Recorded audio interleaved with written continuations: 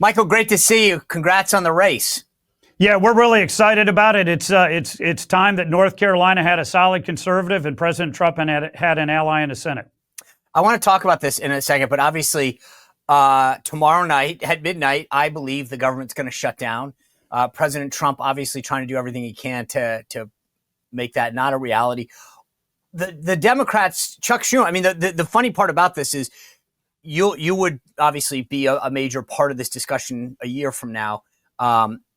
What should John Thune and the Republicans do? Should just stand firm? Should they be willing to negotiate? They need probably, I mean, if you get every Republican, you need 7 votes. I don't know that Rand Paul's ever going to be with you, so that's probably 8. What do they need to do considering the math?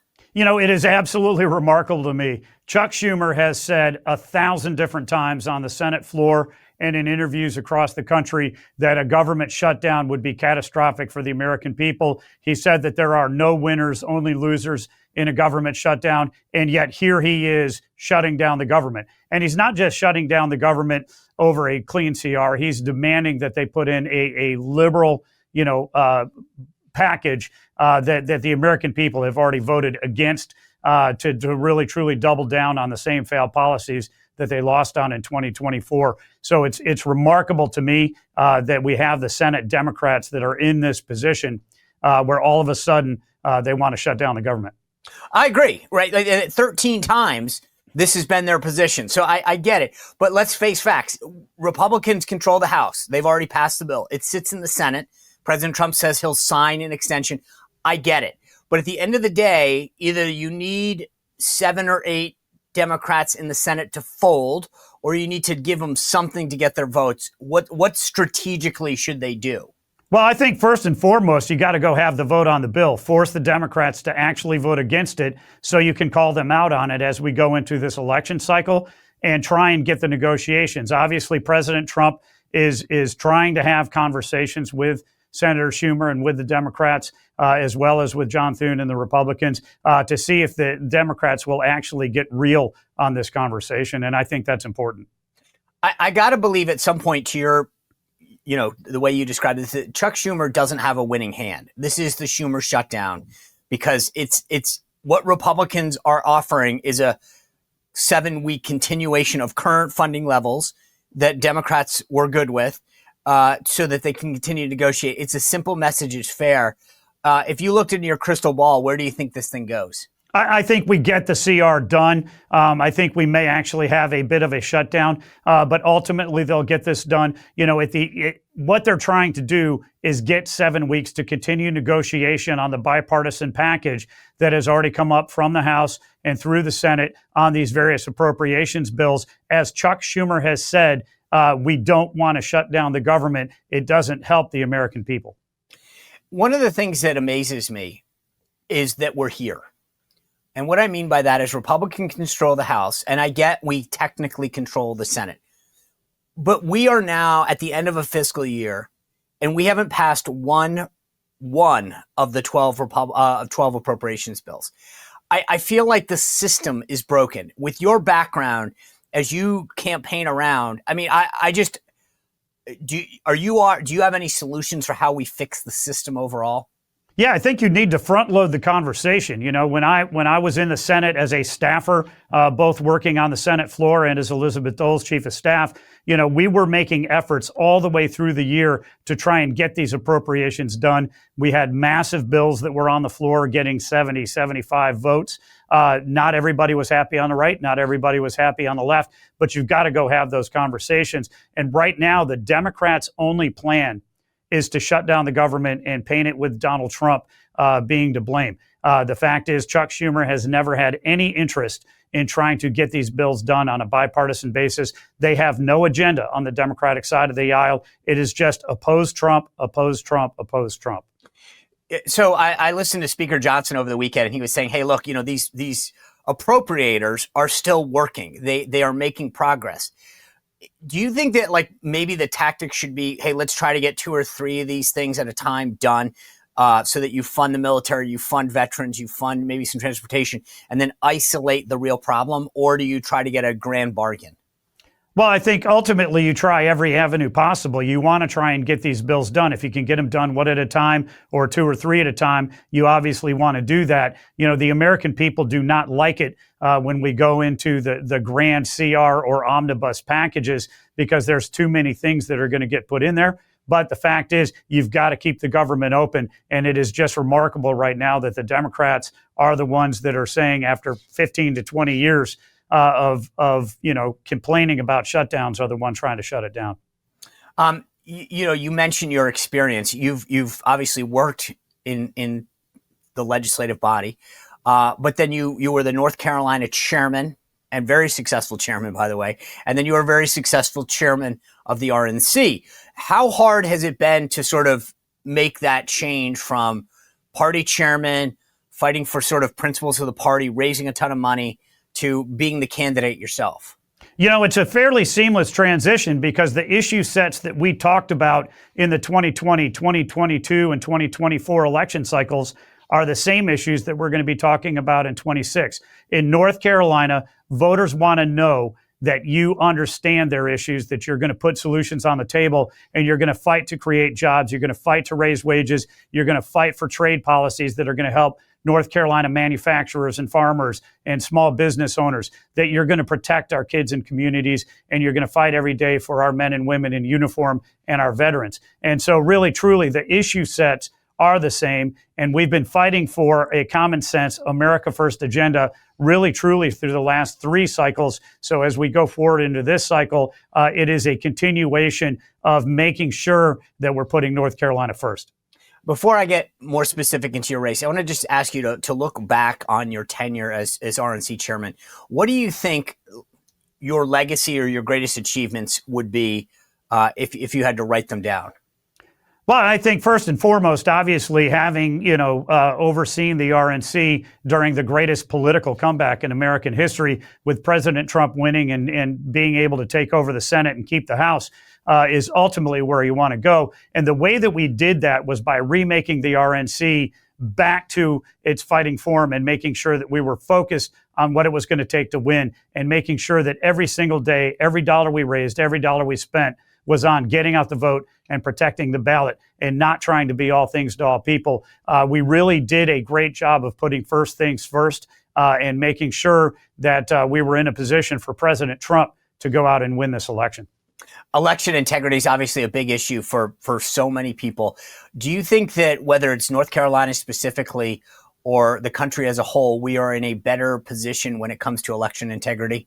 We are, absolutely, without a doubt. You know, the fact is that we built a plan in North Carolina for the 2020 election cycle. We took it national in the 2024 election cycle. The fact is that you really, truly need to have the right rules of the road in place before voting starts, so that you've got things like voter ID, that only American citizens can vote, that states need to clean up their voter rolls. When we get those in place before voting starts, you couple that with being in the room. So we had Republican poll observers, Republican judges, we had Republican attorneys in the room anytime a vote is cast or counted. That truly makes a difference in terms of everybody knowing that we're going to have election security there.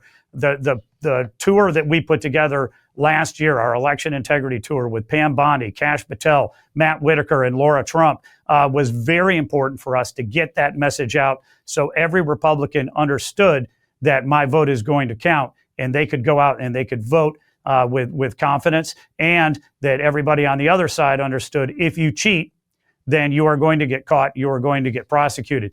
Very important for us as a party to continue that going forward.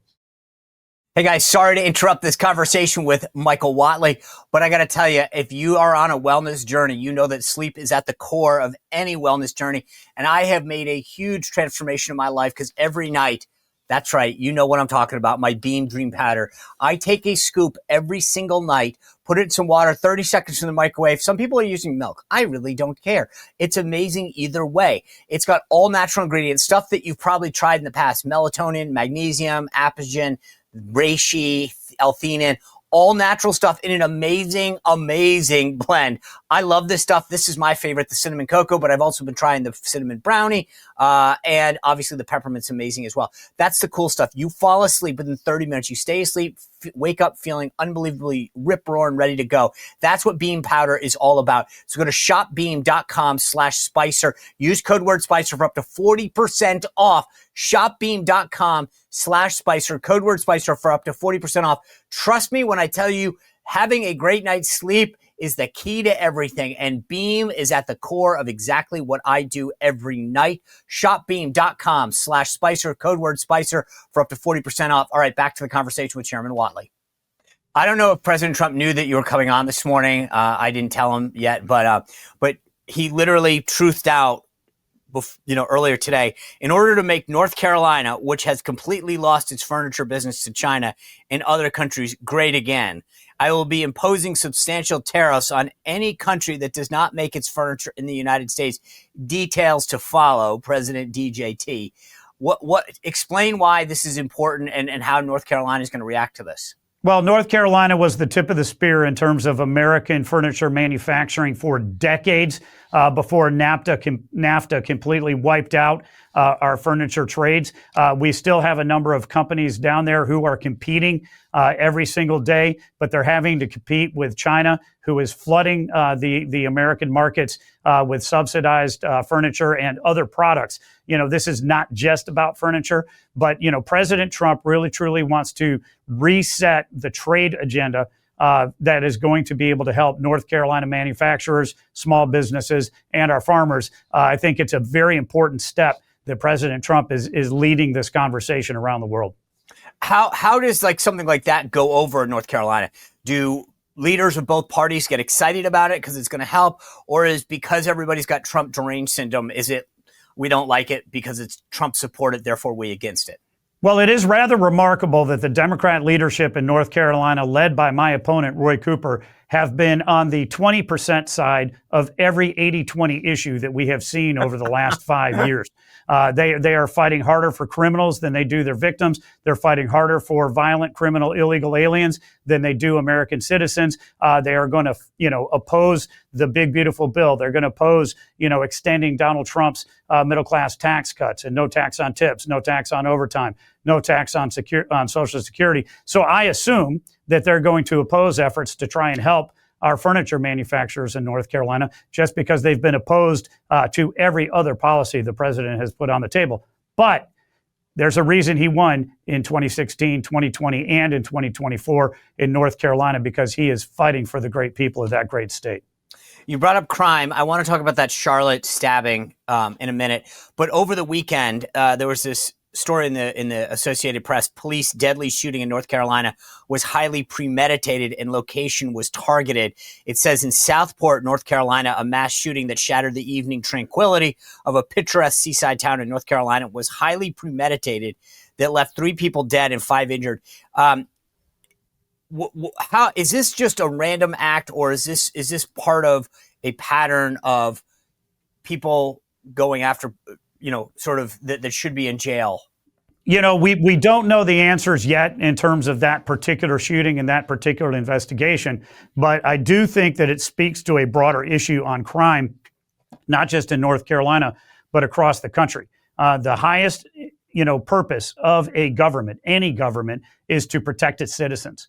And what we have seen in North Carolina is my opponent, Roy Cooper, and his soft on crime policies that have led to issues down in Charlotte in particular, where we saw the heinous murder of Irena Zarotska by DeCarlos Brown Jr., a guy who had been arrested 14 times and released 14 times because of Governor Cooper's soft on crime policies. The state legislature has stood up to roll back those soft on crime policies by passing legislation after I called for that bill to be passed. President Trump has stood up and he sent in federal troops to quell the riots in California, to make sure that the streets of Washington, D.C., Portland, Oregon, and Memphis are going to be safe. Right now, the Democrats are again screaming bloody murder that President Trump wants to keep our communities safe. I think this overall conversation on crime right now is an extraordinarily important conversation because we need to protect our kids and our communities. I couldn't agree with you more. I mean, look, at the end of the day, I've always said there's two reasons people vote: their personal security and their economic security, meaning do they feel it? And if people walk down the street and don't feel safe, and I got to imagine if you live in Charlotte, North Carolina, and you saw this horrific stabbing on public transportation, you can't feel too safe. So the question I have is, how, when you talk about soft on crime, what is it that Roy Cooper, your Democratic opponent, the former governor, did that ties him to these policies? Sure. Well, the first thing you want to talk about is he signed an executive order in 2020. People remember him marching around the state capitol with Antifa, taking his mask off, and really, truly supporting the rioters at the time. What they don't necessarily remember is him signing an executive order to reimagine law enforcement in North Carolina, which set up a revolving door policy. It ended cash bail in the major cities in North Carolina, and it set up a revolving door for criminals to be arrested and re-released back on the street. He also, on his way out, pardoned 3,500 violent criminal felons and let them out of jail. And this is a guy who fought every day to try and lessen protections for communities against violent criminals. So, is this when that attack happened in Charlotte? I know nationally there was a lot of outrage. Do people in North Carolina, in Charlotte in particular, which is a pretty liberal city, at least from my recollection of it, do they associate what happened with the Democratic policies, or is that something that you're going to have to connect the dots on? Well, I think we're certainly going to have that discussion. But the fact is that Roy Cooper's soft on crime policies and setting up that revolving door are directly attributable to having this guy on the streets. And it's not just him. You know, we had two guys last week who shot up an ambulance. One had been arrested 11 times and released. The other had been arrested 8 times and released. We had one criminal who had been arrested, who had been previously arrested 9 different times this year and released. It's only, September. So that's one a month.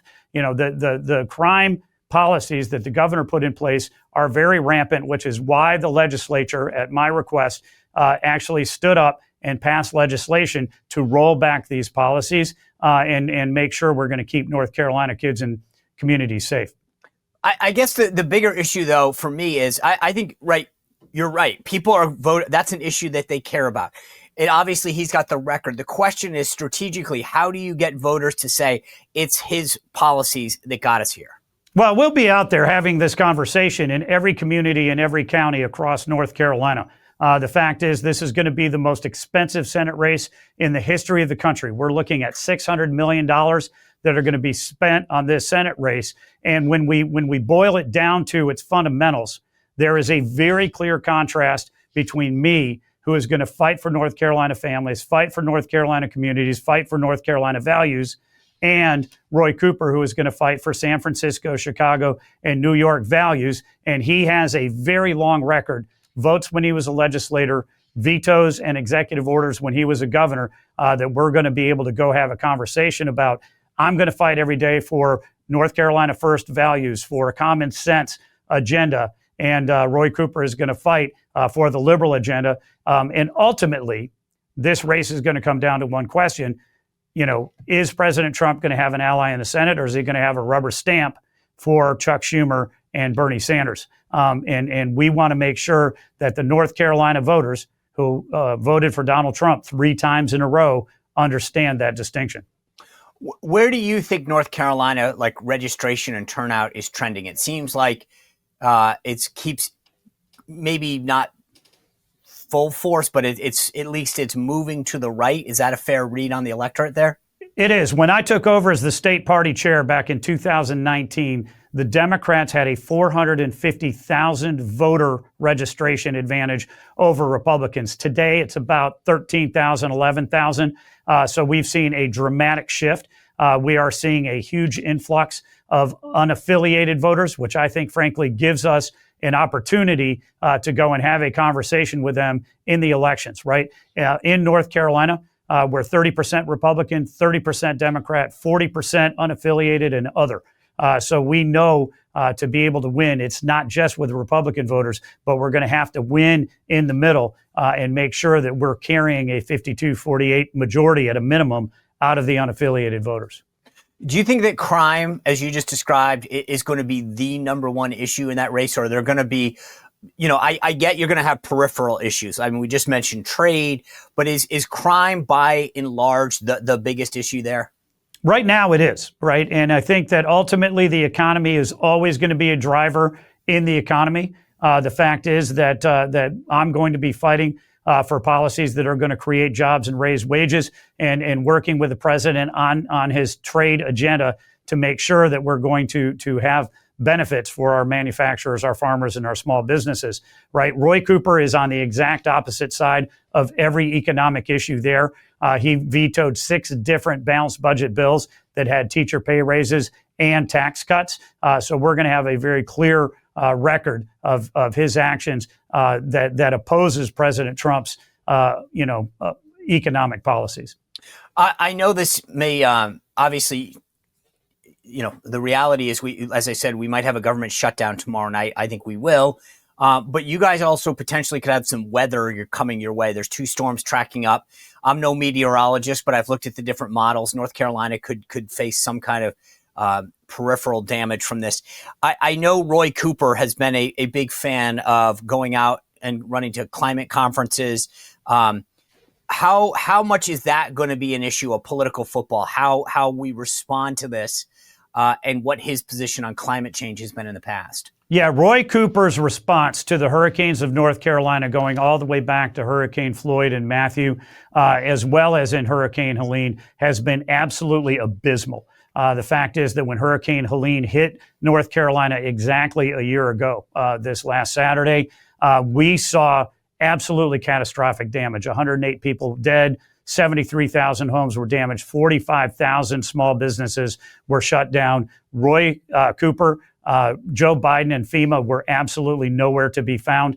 In fact, that when President Trump came down to North Carolina, both before the election, right after the storm, and immediately after he was being sworn in, vowed that he would never forget North Carolina. And the response that we've seen from the Trump administration, whole of government, putting $6.5 billion in relief into North Carolina, is tremendously important for the western part of that state. And Roy Cooper failed on every single one of these hurricanes. In fact, our current governor, Democrat Josh Stein, the first thing he did on his first day in office was sign an executive order to abolish Roy Cooper's failed hurricane response plans. So as this storm hits, how important is that response going to be? Well, I think it's tremendously important, and we're going to pray that those storms both find their way back out into the Atlantic Ocean. It seems as of this morning that that's going to be the case, but we are going to be on pins and needles anytime there is going to be a significant threat that's coming into North Carolina. We need the state to do better, and we need the federal government's response through FEMA to be dramatically better. That's why President Trump has actually named me to the FEMA Review Council, where we are right now working through a series of proposals to make sure that we're going to reform FEMA or even abolish it to make sure that we have a better federal response for storms going forward. I keep saying to folks that I believe, and I want your take on this, that North Carolina to me is the ultimate proxy state. If you support President Trump and his policies, Michael Whatley is your guy. If you oppose President Trump, then Roy Cooper is your guy. Do you think that's a fair analysis? I do. I think it's a very fair analysis. And I think what we need to make sure that we do is get a higher percentage of President Trump's voters than Roy Cooper gets of Kamala Harris's voters. And we also need to remember that President Trump carried North Carolina in 3 different elections, 2016, 2020, and 2024, because he was fighting for a common sense agenda. He was fighting for an America First agenda, which really truly focused on things like rebuilding our economy, restoring our borders, and making sure that America is respected around the world again. That's the issue sets that we're going to be fighting on in 2026. You mentioned how much money, and I believe you're absolutely right. To me, that's why I said it. North Carolina to me is the ultimate proxy election next year. If you, and as I said before before you came on, this is critical. This is a Republican hold, right? Tom Tillis is the current incumbent. He's not seeking re-election. If we want to maintain the Senate 100%, Michael Whatley needs to get reelected. And we definitely need a senator that's going to support President Trump like you will. How much outside money do you think is going to flood into North Carolina? Well, I think it's going to come in from all across the country. There's no question about it. Roy Cooper cannot raise the money that he needs in North Carolina. We are certainly going to get our share of national support because everybody understands that the Senate majority very likely will come down to North Carolina. And this is the marquee race in the entire country. As Republicans, we want to make sure that we hold Maine with Susan Collins. We want to make sure that we hold Kentucky with Mitch McConnell stepping down. And we've got opportunities, to potentially pick up seats in Michigan and Georgia. But all eyes are going to be on North Carolina. And we're going to make sure that we go out and we prosecute this election, in a full measure. I saw over the weekend, I think, and I apologize if I'm a day off, but I think it was over the weekend, you were at the Faith and Freedom Coalition event down there. Since the assassination of Charlie Kirk, I know you've, in your tenure as chairman, both of the state party and the national chair, you've been to a ton of events around the country. Was the feel of that event this past weekend any different than the events that you've been to in the past?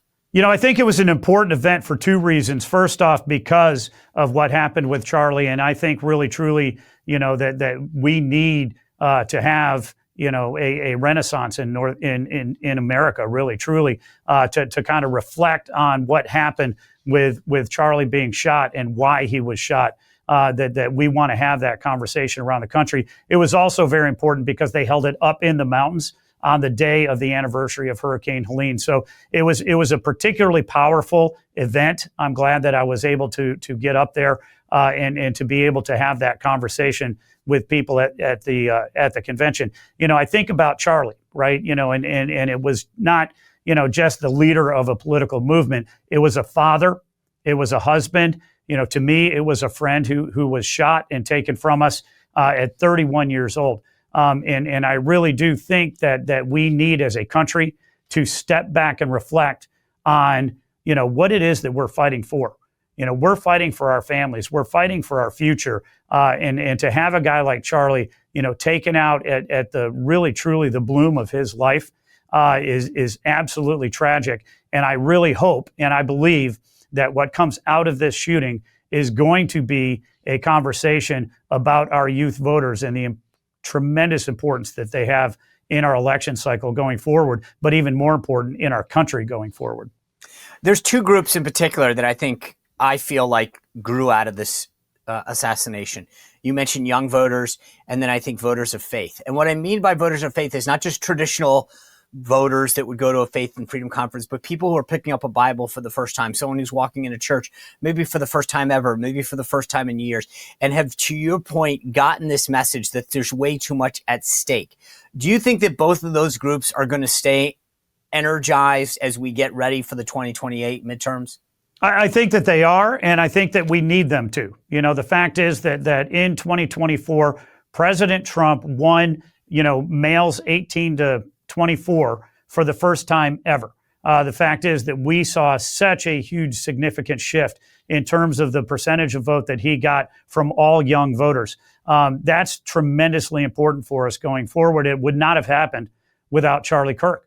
And when we look at evangelical voters in North Carolina, half of evangelical voters aren't even registered to vote, which makes efforts like Faith and Freedom, American Renewal Project, and other groups that are out there having these conversations so important because we need to have more men and women of faith involved in elections and the public square. I know that President Trump was obviously instrumental in talking to you about this race. You had a good job. You're the chairman of the party, well liked, and he suddenly says, "Hey, I need you to go do something else." Did you get any commitments from him in terms of him campaigning for you, financial support from his political organization? Well, what I got was his request to do it and his full and complete endorsement. And honestly, that is such a huge thing because I would not have left the RNC without that. I think that, last November after the election, he had asked me to stay at the RNC through the midterm election cycle. And that was, the course that I was on. I'm very excited about the opportunity to represent North Carolina in the Senate. And I'm really grateful that he called and asked me, to switch gears and to be able to get into this race. I can say that he has certainly offered to come into North Carolina to conduct rallies, and we're going to take him up on it. I'm very excited that we have, a lot of support coming in from his administration already. We just had J.D. Vance down in North Carolina in Concord just last week talking about crime issues and our agenda to back the blue, keep our kids and communities safe. So we will have all of the support from the president and his team that we're going to need in North Carolina, and I certainly would not have run without it. All right. Chairman Michael Whatley, former RNC chairman, current candidate for the U.S. Senate, which is, as you say, a critical seat as we look to maintain that majority. Hey, thanks for being with us. Obviously, I'd love for you to come back, give us some updates. Stay safe on the campaign chair. Great. Thank you, sir. You bet. See you, Michael. Well, if you enjoyed this content, make sure to like this video, subscribe, and click the notification bell to get more.